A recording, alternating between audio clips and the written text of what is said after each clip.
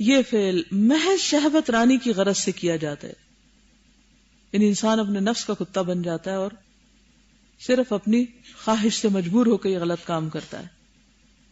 وہ ضرورتیں اس سے پوری نہیں ہوتی جو مرد اور عورت کے جوڑے سے وابستہ ہیں۔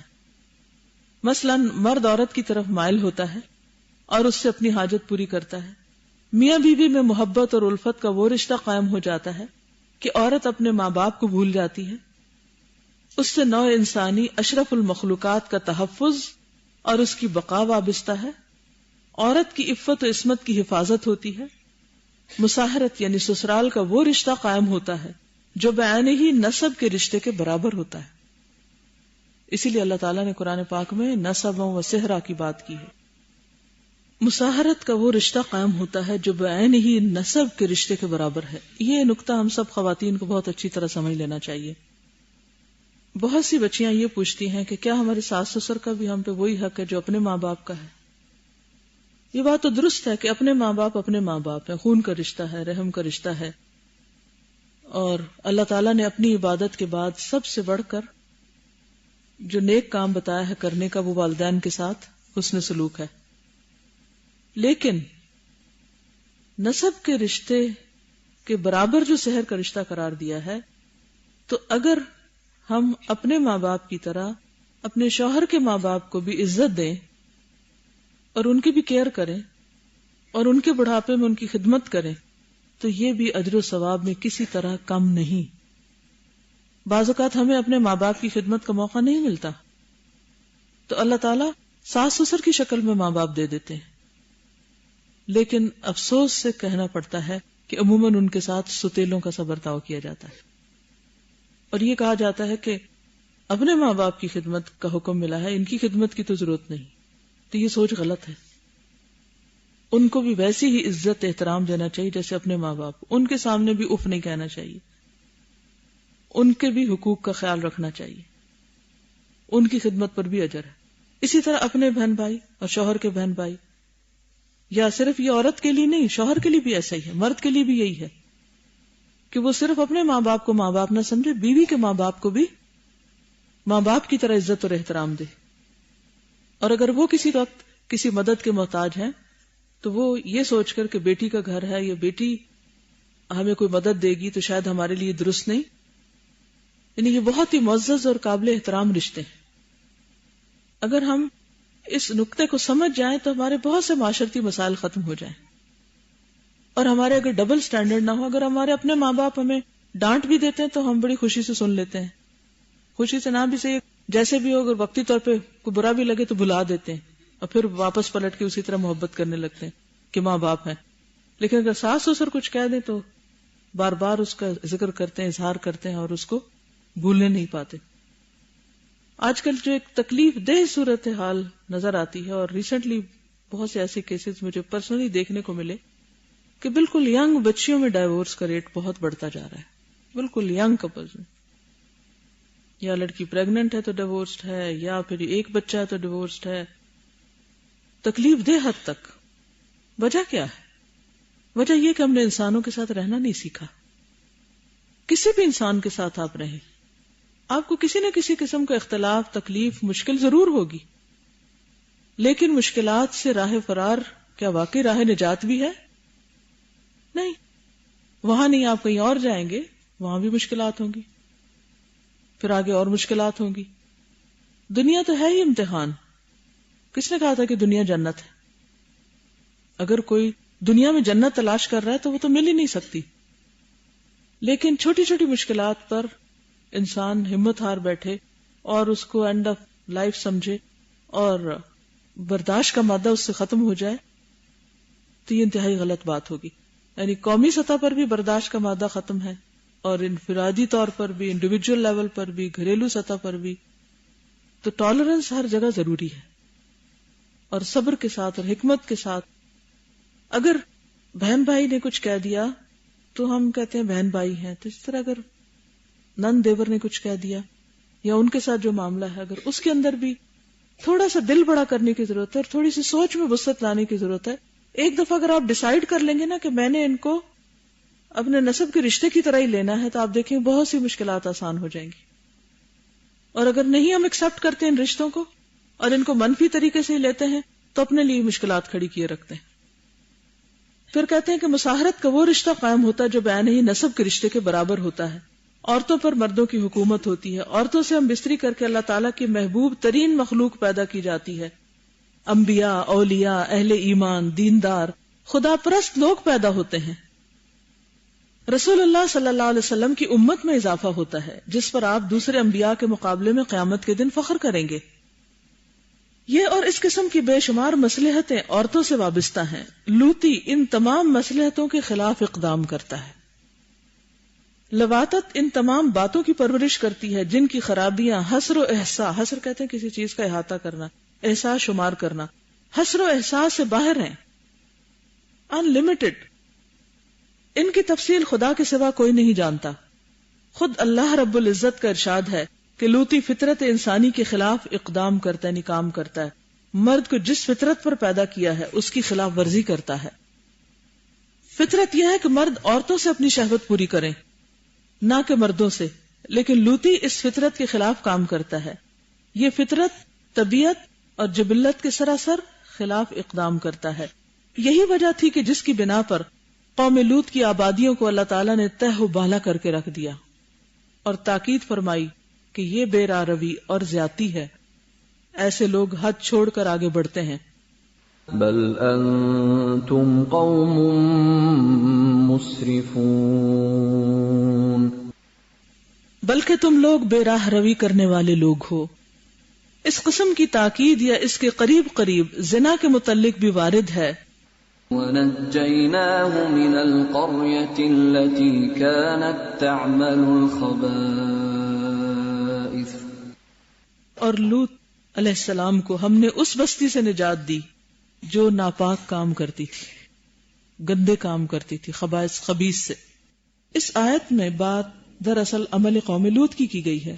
اس سے مراد قوم لوط کا وہ خاص عمل ہے جس کی وجہ سے ان پر عذاب آیا. اس کے بعد اللہ تعالیٰ اس قوم کے دو مکروہ وصف بیان کر کے اس کی انتہا درجے کی قباحت کو واضح فرماتا ہے. انہم کانوا قوم سوء فاسقین، ہم اس بستی کے رہنے والوں کو ہلاک کرنے والے ہیں. یہاں کے باشندے یقیناً ظالم ہیں، یقیناً ظالم ہیں. لیکن آج کے دور میں آپ دیکھیے کہ لوگ یہ کہتے ہیں کہ یہ ایسی ڈیزیز ہے جو جینز میں ہوتی ہے اور لوگوں کا اس میں قصور نہیں، اور بہت سی ایسی تعویلیں پیش کر کے ایسے خبیث کام کرنے والوں کو کور کرتے ہیں. جبکہ یہاں پر مفسدین، ظالمین، فاسقین، تعمل الخبائث، قوم مسرفون، کیسے کیسے ٹائٹل سے ان کو نوازا کیا ہے. اور آج کتنی آسانی کے ساتھ اس برائی کو ہضم کیا جاتا ہے. غور کیجئے کہ یہ عقوبت اور سزا کسی اور گناہ کی بیان کی گئی ہے کہیں؟ یعنی کسی گناہ کی اتنی مذمت، ایسی مذمت کسی دوسرے گناہ کی نہیں کی گئی. حضرت ابراہیم علیہ السلام اس قوم کے بارے میں کچھ حجت پیش کرتے ہیں. غرض جب ہمارا عذاب آ پہنچا تو ہم نے اس بستی کو زیر و زبر کر دیا. زیر ہوتی ہے نا حرف کے نیچے اور زبر ہوتی اوپر، تو نیچے والا اوپر اور اوپر والا نیچے آ گیا. اور کنکریلے پتھر ہم نے ان پر تہ برتہ برسائے. ان کی ہلاکت و بربادی کو اللہ تعالیٰ نے دنیا جہان کے لیے عبرت و یادگار بنا دیا اور پرہیزگاروں کے لیے موعظت اور نصیحت کا سامان مہیا کر دیا. ان فی ذلک لآیات للمتوسمین وانہا لبسبیل مقیم ان فی ذلک لآیۃ للمؤمنین. اس میں سمجھنے والوں کے لیے نشانیاں ہیں اور وہ بستی سیدھے راستے پر ہے، اس میں ایمانداروں کے لیے نشانیاں ہیں. حضرت جبریل علیہ السلام نے اس طبقے کو اس حالت میں اٹھایا کہ یہ لوگ بے خبر تھے. اب دیکھیے کہ اگر آپ اپنے کسی کام میں مشغول ہوں اور اتنے میں کوئی آ کے آپ کی کرسی بھی ہلا دے تو آپ خوف کا شکار ہو جاتے. کوئی اونچا بول ہی دے تو بھی آپ کانپنے لگتے، کافی دیر تک آپ کے حواس بحال نہیں ہوتے. کہاں یہ کہ جو جس حال میں تھا ویسے ہی اٹھا لیا گیا اور اوپر لے جا کر پٹخا دیا گیا. غرور اور تمرد کے نشے میں سوئے پڑے تھے. صبح ہوتے ہوتے یہ سب کے سب عذاب الہی کا شکار بن گئے اور کوئی چیز ان کے لیے نفع بخش ثابت نہ ہوئی. اب دیکھیں کہ بہت سے لوگ صبح کے وقت بہت غافل ہوتے ہیں، نماز پڑھنے میں سستی کرتے ہیں، دیر سے اٹھتے ہیں. رات کو سوتے وقت یہ سوچنا چاہیے کہ معلوم نہیں صبح اٹھیں گے یا نہیں، اور اٹھنے کا باقاعدہ انتظام کرنا چاہیے. جتنی بھی قوموں پہ عذاب آیا ہے وہ رات کے پچھلے پہر آیا ہے، کیونکہ وہ انتہائی غفلت کا وقت ہوتا ہے. جس کو ساری رات نیند نہ آئے وہ صبح کے وقت مزے سے سوتا ہے. یہ شیطان کا بہت بڑا وار ہوتا ہے. تو وہ بھی بے سد سوئے ہوئے تھے کہ اسی حال میں اٹھا لیے گئے اور پٹخا مارے گئے. کوئی چیز ان کے لیے نفع بخش ثابت نہ ہوئی. مآرب کانت فی الحیات لأہلها عذابا فصارت فی الممات عذابا. وہ مقاصد جو ان کی زندگی میں ان کے لیے عذاب تھے، موت کے بعد بھی ان کے لیے عذاب ہی رہے. یعنی دنیا میں جس چیزوں سے لذت حاصل کرتے تھے وہی ان کے لیے مصیبت کا باعث بنی، اور موت کے بعد بھی ان کے لیے مسلسل عذاب کا باعث بنی رہیں گی.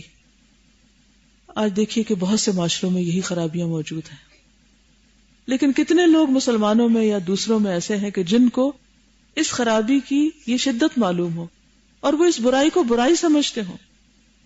کس طرح انسان سوئے ہوئے ہیں، بے خبر ہیں، غافل ہیں. کون جگائے گا ان کو؟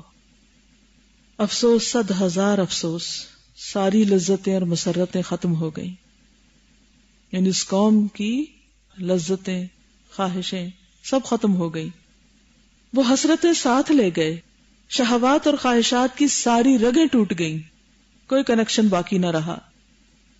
اور وہ شقاوت اور بدبختی ورثے میں لے گئے، یعنی ہمیشہ ہمیشہ کے لیے ان کی ہو گئی.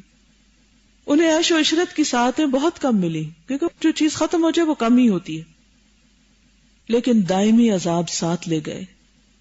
انہوں نے پرخار چراگاہوں سے چارہ کھایا، یعنی کانٹوں بھری جگہوں سے کانٹے کھائے، اور دردناک عذاب اپنے سروں پہ لاد گئے. افسوس، شہوات اور خواہشات کے نشے نے ان کو افاقے کا موقع ہی نہیں دیا. ہوش آیا تو اس وقت جب ان کی آبادیاں دردناک عذاب میں دھر لی گئیں. غفلت نے انہیں ایسا بے خبر سلا دیا کہ ہلاکت و بربادی کے وقت جاگ ہی نہ سکے. آپ دیکھیں کہ جب کسی انسان کے اندر یا کسی قوم کے اندر ایسی خرابی ہوتی ہے اور وہ اس خرابی کے اندر ایک نشے میں دھت ہونے کی طرح ایک نشے کا شکار ہوتا ہے، تو وہ کبھی سوچ بھی نہیں سکتا کہ اس کا یہ گناہ یا اس کی یہ خرابی اس کے لیے دنیا اور آخرت میں مصیبت کا باعث بنے گی. ہوش کب آتی ہے؟ جب انسان مصیبت میں پڑ چکا ہوتا ہے، لیکن وہاں سے پھر نکلنے کا کوئی راستہ نہیں ہوتا. کوئی بھی گناہ ہو، ان سب کے بارے میں انسان کو یہی سوچنا چاہیے کہ اسے چھوڑ دے، جتنا جلد ہو سکے چھوڑ دے، اور ان سے نفس کی لذت حاصل نہ کرتا رہے، کیونکہ یہ صرف چند روز کے لیے ہے. انجام بے حد بھیانک ہے. افسوس، وہ اس وقت بیدار اور نادم ہوئے کہ بیداری اور ندامت ان کے کام نہیں آ سکی. اب وہ اپنی بد کرداریوں اور بد اعمالیوں پر آنسو کے بدلے خون رونے لگے. اے کاش تم ان لوگوں کے حالات دیکھ لیتے کہ وہ کس طرح الٹ دیے گئے، تلے اوپر کر دیے گئے، اور اب ان کے منہ اور جسم سے آگ جھڑ رہی ہے.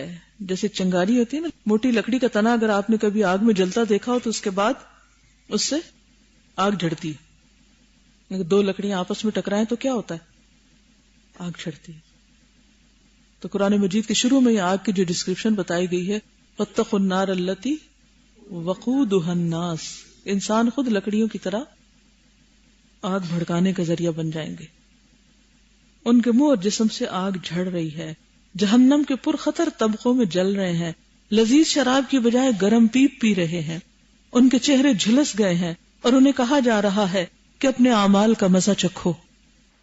اصلوها فاصبروا او لا تصبروا سواء عليكم انما تجزون ما كنتم تعملون. اس میں داخل ہو اور صبر کرو یا نہ کرو، تمہارے لیے برابر ہے، تمہیں تمہارے کیے کی سزا دی جائے گی. اس کے بعد اللہ تعالیٰ اس قوم کے پیروں اور بد کرداروں کو سخت سے سخت وعید سے ڈراتا ہے. فرماتا ہے وَمَا هِيَ مِنَ الظَّالِمِينَ بِبَعِيدٍ، اور وہ مقہور آبادی ان ظالموں سے کچھ دور نہیں، یعنی اہل مکہ سے کچھ بہت بڑے فاصلے پر نہیں. عبرت کے لیے تم وہاں جا کر بھی دیکھ سکتے ہو. وَمَا هِيَ مِنَ الظَّالِمِينَ بِبَعِيدٍ. کیا سمجھ میں آیا؟ السلام علیکم. مجھے تو آج کے لیسن میں جو بہت زیادہ جو چیز فیل ہو رہی ہے وہ یہ کہ ہم لوگ اپنے انٹلیکٹ کے بیس کے اوپر بہت سارے فیصلے کرتے رہتے ہیں، اور میں یہ سوچ رہی تھی کہ ویسٹ میں تو انٹلیکٹ ہمارے سے بہت ہائر لیول پہ رہے، اور انہوں نے دنیا میں جتنی بھی ترقیاں کی ہیں وہ ساری ظاہر انٹلیکٹ کے بیس پر ہی کی ہیں، لیکن جو خواہشیں ہیں نا وہ انٹلیکٹ پر پھر حاوی ہو جاتی ہیں، اور وہ اتنا زیادہ انسان کو بہا کر لے جاتی ہیں کہ اس کی کوئی لمٹ ہی نہیں ہے. اب پہلے تو اپوزٹ سیکسز میں ان کے درمیان میں کوئی حجاب نہیں تھا، اور آئی تھنک کہ وہ لوگ اس کے اندر اتنا آگے نکل گئے کہ پھر اس میں ان کے لیے شاید جام نہیں رہا کہ پھر انہوں نے ایک اور راہ نکال لی ہے.